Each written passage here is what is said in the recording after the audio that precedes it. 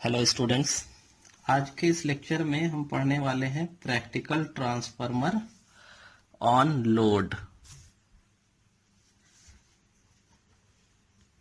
Practical transformer on no load. तो इससे पहले के लेक्चर में हम लोगों ने आइडियल ट्रांसफार्मर के बारे में पढ़ा था, एक अज्यूम ट्रांसफार्मर जिसमें के कोई भी लॉसेस नहीं था। तो आज हमको देखना है कि प्रैक्टिकल ट्रांसफार्मर में कैसे कैसे क्या क्या क्वांटिटीज होते हैं। तो चलिए सबसे पहले मैं ट्रांसफार्मर का बेसिक स्ट्रक्चर ड्रा कर लेता हूं।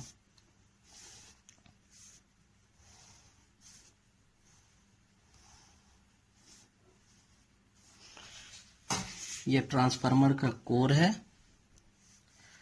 और कोर के दोनों साइड हम वाइंडिंग कहते हैं, वाइंडिंग करते हैं। ये हो गया एक साइड, ये हो गया दूसरे साइड।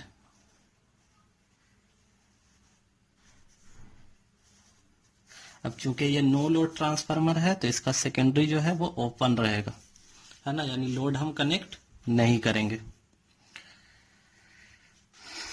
तो जिस तरफ लोड हम लगाते हैं ये हो गया सेकेंडरी वाइंडिंग, सेकेंडरी वाइंडिंग, और जिस तरफ हम सोर्स लगाएंगे उसको कहते हैं प्राइमरी वाइंडिंग। तो ये लगा दिया मैंने सोर्स, उसका नाम रख दिया V1। तो ये हो गया आपका प्राइमरी वाइंडिंग। क्लियर है? अब जैसे ही हमने सोर्स लगाया ये सर्किट कंप्लीट है ना, टर्न्स है यहाँ पे, मान लेते हैं इसका N1 टर्न्स है और इसका टर्न्स है N2। इसको मैंने पहले के वीडियो में T1 से भी दिखाया है ना। तो नंबर ऑफ टर्न्स को आप N1 से भी डिनोट कर सकते हो और T1 से भी डिनोट कर सकते हो। तो सिमिलरली इस साइड में T2 भी लिख देता हूं। क्लियर है? अब जैसे ही मैंने सोर्स लगाया इधर तो ये प्राइमरी करंट I1 फ्लो करने लगेगा। ठीक है? अब इस I1 की वजह से इस कोर में फ्लक्स जनरेट होगा।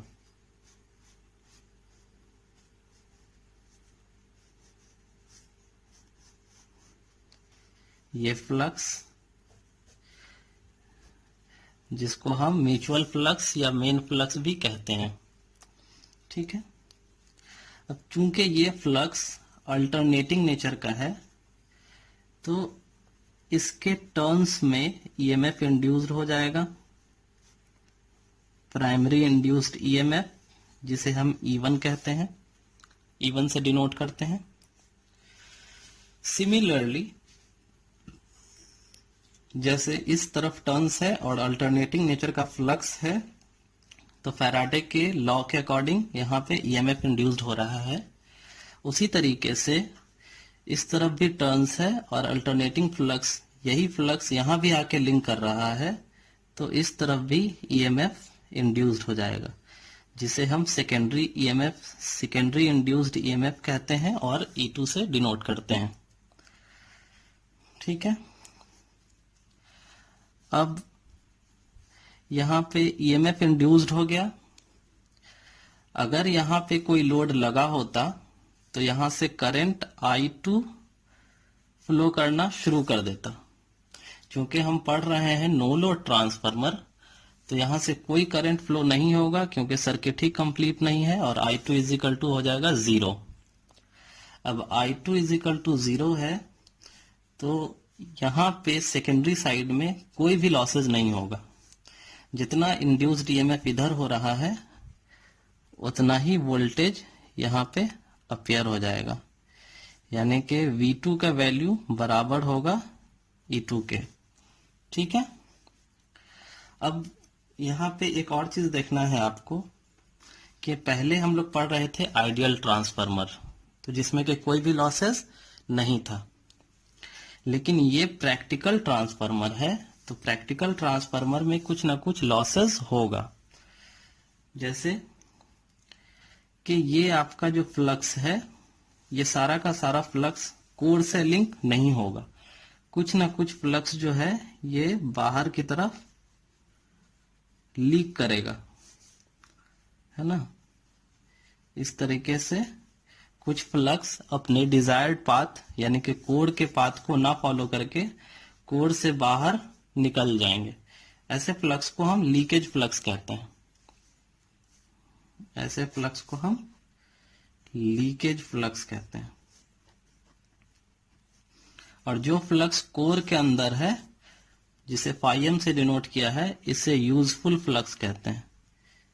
ये यूजफुल फ्लक्स है या फिर मेन फ्लक्स भी कहते हैं, मेन फ्लक्स। ठीक है। तो सिमिलरली इस साइड में भी कुछ फ्लक्स जो है अपने डिजायर्ड पाथ से भटक जाएंगे और कोर से बाहर निकल जाएंगे। तो ये भी लीकेज फ्लक्स है। अब फ्लक्स का डायरेक्शन आप कैसे निकाल सकते हैं? तो राइट हैंड रूल से आप निकाल सकते हैं। राइट हैंड रूल मीन्स कि ये बताएगा आपको, ये जो मेरी उंगली है, 4 उंगलियां, ये बताएगी करंट के डायरेक्शन को, और ये जो थंब है, ये थंब बताएगा फ्लक्स के डायरेक्शन को। तो यहां पे आप देखिए कि यहां से करंट ऐसा आ रहा है, ये करंट ऐसा जाएगा, फिर ऐसा जाएगा, है ना, ऐसा घूम के ऐसा जाएगा, ऐसा जाएगा, ऐसा जाएगा, ऐसा जाएगा, ऐसा जाएगा। तो करंट कैसे जा रहा है? ऐसे, है ना, इस तरफ जा रहा है करंट। तो फ्लक्स का डायरेक्शन कैसे होगा? राइट हैंड रूल के अकॉर्डिंग ऊपर की तरफ। तो ये हो गया आपका फ्लक्स का डायरेक्शन। ये फ्लक्स ऐसे जाएगा क्योंकि आगे तो रास्ता है नहीं, तो इधर ऐसे मुड़ जाएगा, फिर यहां से डाउनवर्ड और फिर यहां से बैक, इस तरीके से। ठीक है, ये इसके अंदर ऐसा रोटेट करता रहेगा। ये जो लीकेज फ्लक्स है, इसका डायरेक्शन कैसा होगा? तो ऑब्वियस सी बात है कि इसका डायरेक्शन ऐसे अपवर्ड, यहां से ऐसे, और इस तरफ डाउनवर्ड, फिर ऐसे, इस तरीके से ये जाएगा, है ना। यहां से ये अपवर्ड, ये इधर डाउनवर्ड, डाउनवर्ड, और फिर ऐसे घूम करके ऐसे रोटेट करता रहेगा ये लीकेज फ्लक्स। क्लियर है? सिमिलरली इस साइड में भी फ्लक्स का डायरेक्शन देखिए आप, यहां पे करंट कैसा जा रहा है, तो यहां पे फ्लक्स का डायरेक्शन हो जाएगा आपका, इधर से ये डाउनवर्ड है, ये फ्लक्स डाउनवर्ड जा रहा है, तो ये इसमें डाउनवर्ड, इधर अपवर्ड, है ना, ऐसा डाउनवर्ड और इधर अपवर्ड। सिमिलरली इधर अपवर्ड, है ना, ऐसा रोटेट करता रहेगा ये। ठीक है, तो ये हो गया आपका लीकेज फ्लक्स। अब ये तो फ्लक्स का हमने लॉस देख लिया। प्राइमरी साइड में करंट का क्या लॉस होगा?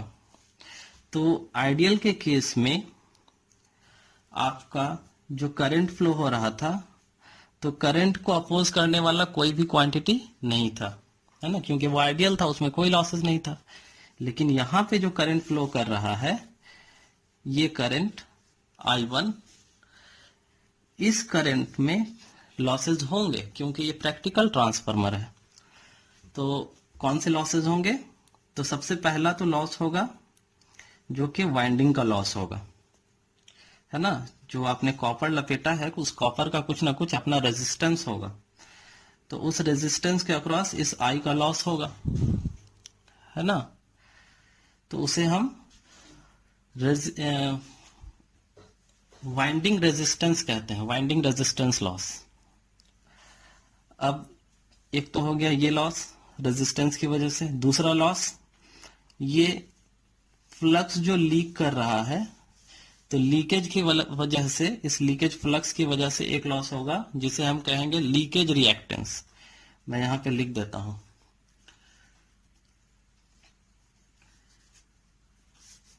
एक होगा आपका जो वाइंडिंग की वजह से होगा, तो उसे हम बोलेंगे प्राइमरी वाइंडिंग रेजिस्टेंस। एक होगा इस लीकेज फ्लक्स की वजह से, प्राइमरी साइड की बात कर रहे हैं अभी, ये सिमिलरली इस साइड में भी होगा।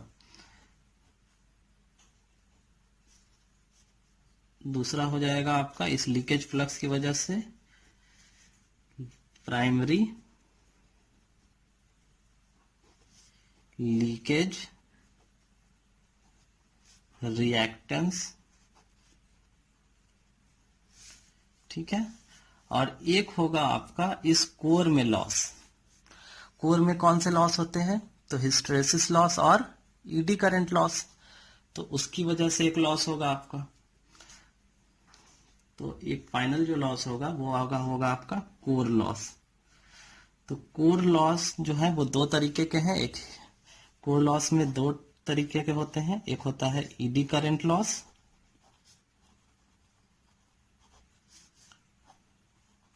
है ना, इसके सरफेस पे करंट फ्लो करने लगेंगे, सर्कुलर करंट, जिसे ईडी करंट लॉस कहेंगे।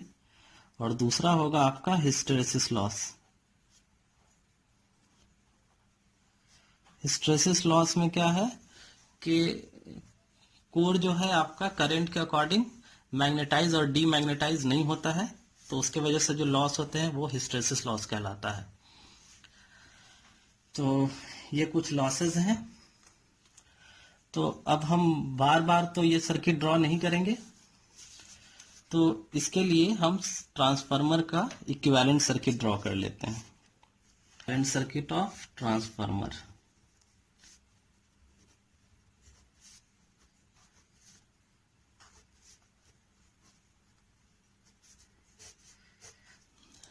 देखिए इक्विवेलेंट सर्किट, तो सबसे पहले तो हम सर ट्रांसफार्मर का सिंबल ड्रॉ कर लेते हैं।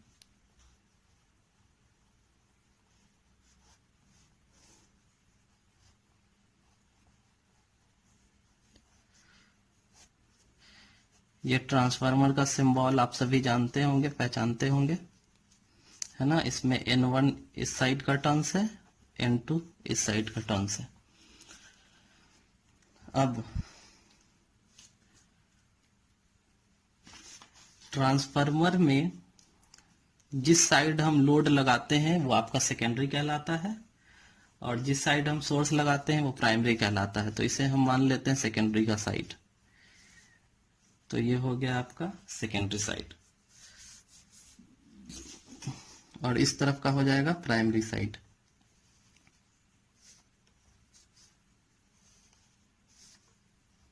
यहां पे मैंने लगा दिया वोल्टेज सोर्स, ये हो गया आपका V1।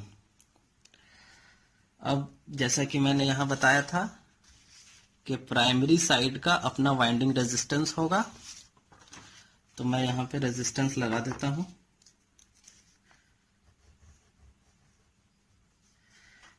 R1। फिर उसी तरीके से इस लीकेज फ्लक्स की वजह से एक लॉस होगा जिसे हम लीकेज रिएक्टेंस कहते हैं, तो इसे भी R1 के साथ सीरीज में लगा देते हैं। तो ये हो गया आपका लीकेज रिएक्टेंस। अब ये जो I1 फ्लो कर रहा है, इस I1 के दो हिस्से होते हैं। एक हिस्सा जो कोर को मैग्नेटाइज कर रहा है ना, जो कोर को मैग्नेट बनाने में मदद कर रहा है, और एक हिस्सा जो कि इन सब लॉसेस में चला जा रहा है, हिस्टैरिसीस लॉस में और ईडी करंट लॉस में। समझ रहे हो? ये जो I1 है, इस I1 के दो हिस्से हो जाते हैं। एक तो जो आपको कोर को मैग्नेटाइज करता है,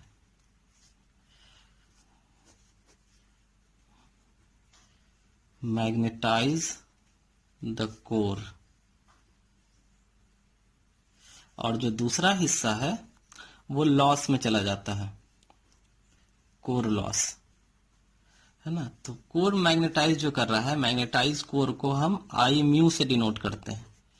है ये I1 का ही पार्ट, लेकिन मैग्नेटाइज कर रहा है कोर को, तो इसका नाम हो गया आई म्यू, मैग्नेटाइजिंग करंट। और कोर लॉस को हम डिनोट करते हैं IW से। ठीक है, इस I1 के दो हिस्से हो गए, यानी कि I1 बराबर हो जाएगा IW प्लस I म्यू के। ठीक है, तो इक्विवेलेंट सर्किट में इन दो क्वांटिटीज को आई म्यू और आई डब्ल्यू को रिप्रेजेंट करने के लिए ये इस तरीके से हम बनाते हैं।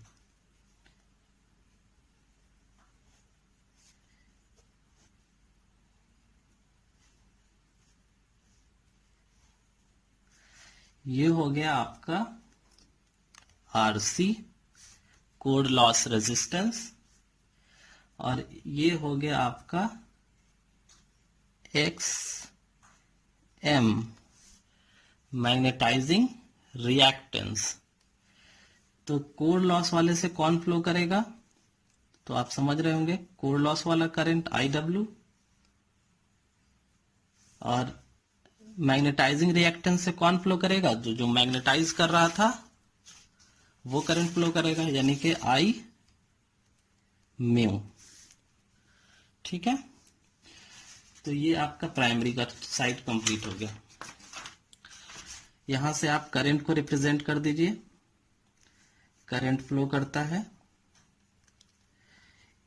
अब यहां पे I1 हम नहीं लिखेंगे, I1 की जगह पे क्या लिखेंगे, I0। अब I0 क्यों लिखेंगे, क्योंकि ये नो लोड करंट है। यहां पे भी ये I1 नहीं I0 लिखेंगे। समझाने के लिए मैंने I1 लिखा था, क्योंकि ये लोड ओपन कनेक्टेड नहीं है तो I2 जो है वो फ्लो नहीं कर रहा है। अब I2 फ्लो नहीं कर रहा है तो यहाँ पे से बहुत ही small amount of current flow करता है प्राइमरी साइड में, सिर्फ इतना ही फ्लो करता है कि कोर को मैग्नेटाइज कर दे। लोड को तो सप्लाई देना नहीं है, तो बहुत ही कम 5% अप्रॉक्स 5% करंट फ्लो करता है फुल लोड करंट का।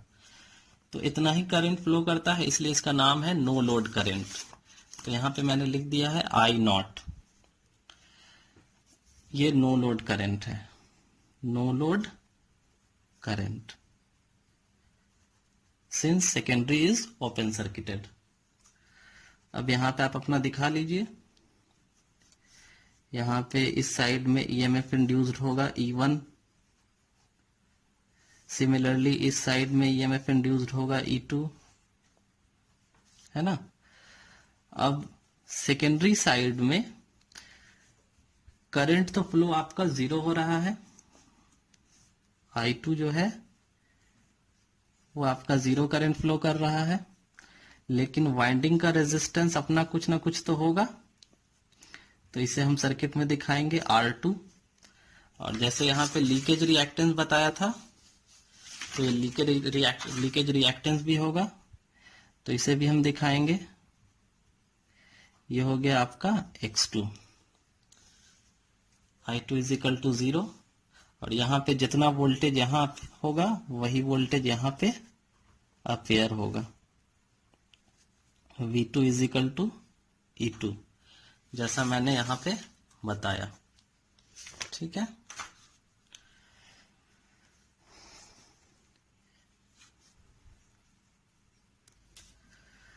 यहाँ पे मैंने सारे कंपोनेंट का नेमिंग कर दिया है।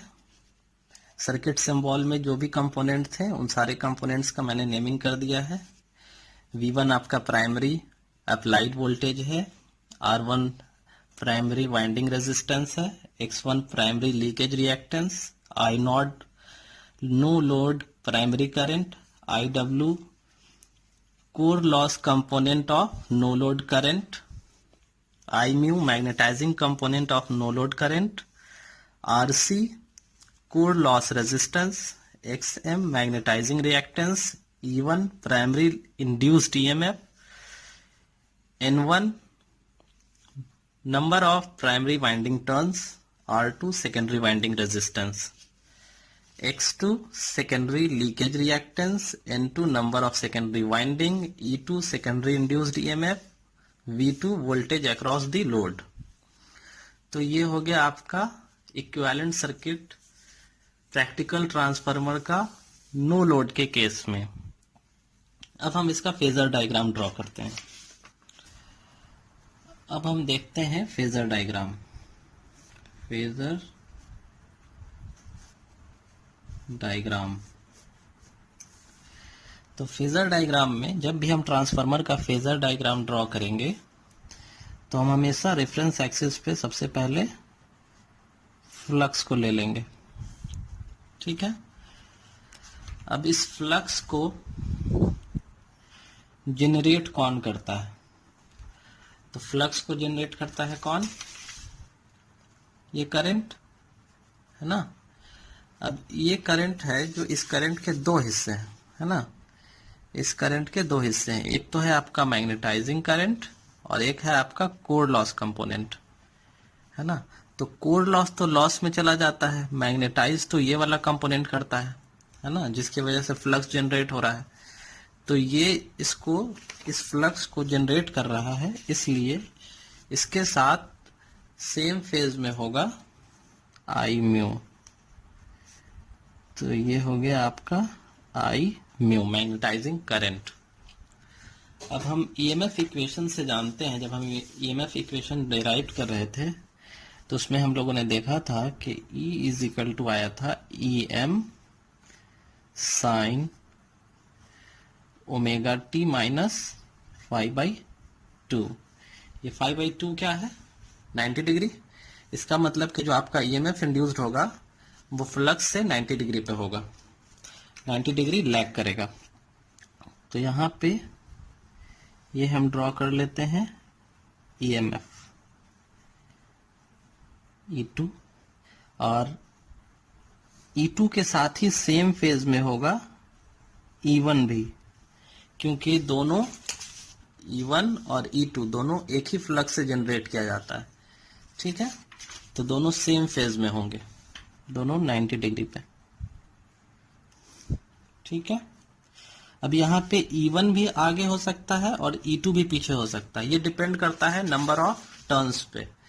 जिनका नंबर ऑफ टर्न्स ज्यादा होगा उतना ही इंड्यूस्ड ईएमएफ ज्यादा होगा, और जितना ज्यादा इंड्यूस्ड ईएमएफ होगा तो मैग्नीट्यूड में उसका लाइन हम बड़ा करके दिखाते हैं। ठीक है, अब लेंजेस लॉ के अकॉर्डिंग इस E1 का डायरेक्शन, लेंजेस लॉ के अकॉर्डिंग इस E1 का डायरेक्शन V1 के जस्ट अपोजिट होता है ना। तो इसका अपोजिट जब हम ड्रॉ करेंगे E1 का अपोजिट, तो अपोजिट कैसे ड्रॉ करेंगे? तो इस तरीके से डॉटेड लाइन से। ये है आपका माइनस E1, इस E1 का अपोजिट। ठीक है, इक्वल एंड अपोजिट E1। अब यहां से आप सर्किट डायग्राम में देखिए, ये है आपका आई म्यू इंडक्टर है, तो यहां पे E1 से 90 डिग्री के एंगल पे है। लेकिन IW कहां जा रहा है? रेजिस्टेंस के पास। तो रेजिस्टेंस के केस में करंट और वोल्टेज दोनों सेम फेज में होते हैं ना। तो इसका अगर हम ड्रॉ करेंगे, ये वोल्टेज है और करंट है आपका IW, तो दोनों सेम फेज में होगा। तो कहां ड्रॉ करेंगे? इस लाइन पे। ये हो जाएगा आपका आई म्यू, IW।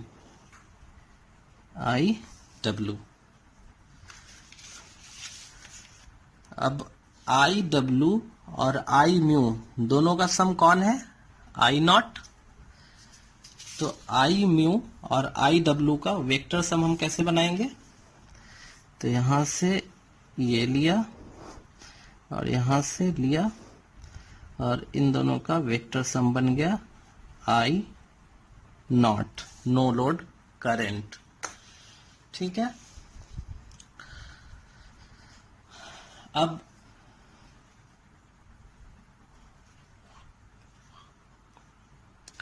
अब इन दोनों का काम तो खत्म हो गया, अब इन दोनों का काम बचा है। अब यहां से देखिए, ये है आपका नो लोड करंट, और नो लोड करंट और रेजिस्टेंस और रिएक्टेंस के साथ हमको रिलेशन इस वेक्टर डायग्राम में दिखाना है ना। तो रेजिस्टेंस के केस में आई नॉट और आर नॉट कैसे होगा, सेम फेज में।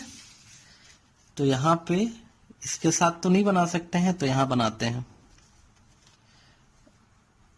इसके पैरेलल बिल्कुल। ये हो गया आपका आई नॉट R1, इसके अक्रॉस जो वोल्टेज ड्रॉप होगा। अब आ गया यहां पे इंडक्टर। तो इंडक्टर के साथ हम कैसा जानते हैं, वोल्टेज लीड करता है और करंट लैग करता है 90 डिग्री पे, है ना। तो इसका रिलेशन हम यहां पे बना देते हैं। यहां से आई नॉट के पैरेलल बन गया है ये, तो इसी पे 90 डिग्री हम यहां से ड्रॉ कर देते हैं, है ना। यहां से इसके 90 डिग्री पे बनना चाहिए, तो ये जो है इसके साथ पैरेलल में है, तो इसी पे हम 90 डिग्री पे ड्रॉ कर लेते हैं। तो ये बन गया आपका 90 डिग्री पे आई नॉट X1, ठीक है। अब ये और ये E1, ये इसको और इसको अगर हम मिलाएं तो आपको क्या मिलेगा, अप्लाइड वोल्टेज। तो ये E1, ये R1, आई नॉट R1 का वोल्टेज ड्रॉप, और ये आई नॉट X0, अगर सबको हम मिला दें तो हमको मिल जाता है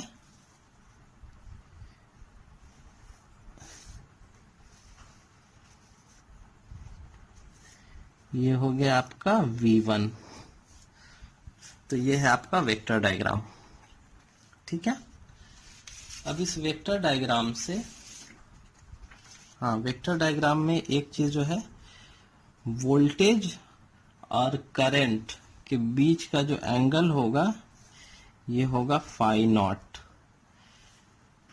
ठीक है, जिसे हम बोलते हैं no load phase.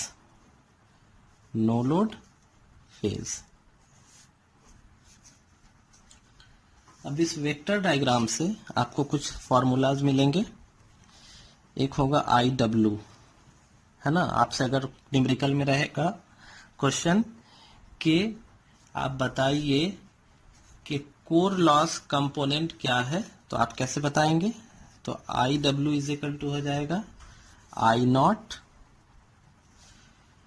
Cos phi not, ठीक है ना, B/H वाला रिलेशन।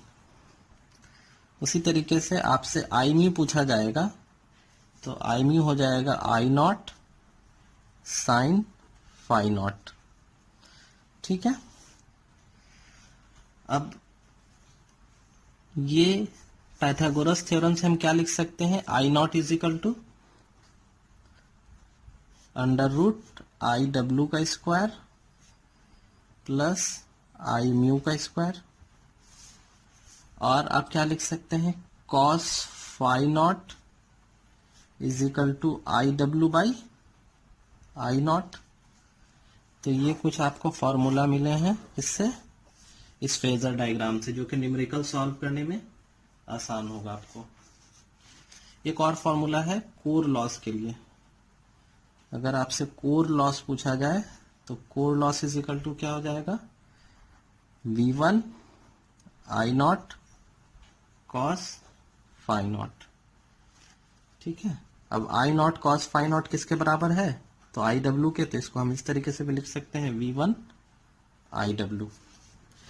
तो ये है no load practical transformer on no load. अगले लेक्चर में हम मिलेंगे तो बात करेंगे प्रैक्टिकल ट्रांसफार्मर ऑन लोड।